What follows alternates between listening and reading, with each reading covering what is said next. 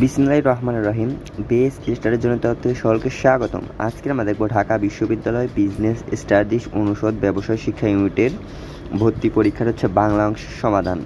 তো প্রথম প্রশ্ন হচ্ছে দ্বি-স্বর ধ্বনিযুক্ত শব্দ কোনটি? এটা হবে উত্তর হচ্ছে ক, তৈল। দ্বিতীয় হচ্ছে উপভোগ শব্দের উপসর্গের দোতনা কোনটি? এটা হচ্ছে উপসর্গ হচ্ছে গ অ্যান্সার। ধনাত্মক দ্বিত্ব শব্দ কোনটি? এটা হচ্ছে টপাটপ। যৌগিক শব্দের উদাহরণ কোনটি? এটা হচ্ছে খ।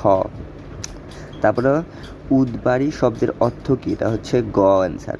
পর্বত এর সামর্থ্য শব্দ নয় কোনটি? এটা হলো খ, মেদেনি।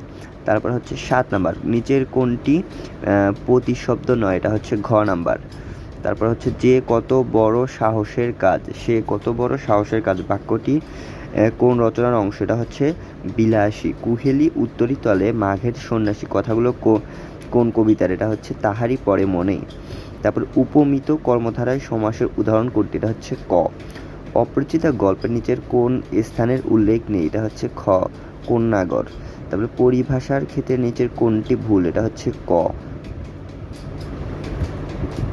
এটা হচ্ছে ঢাকা বিশ্ববিদ্যালয় বিজনেস স্টাডিজ ব্যবসায় শিক্ষা অনুষদের বাংলা অংশের সমাধান। ভর্তি পরীক্ষা হয়েছিল 17 মে 2025।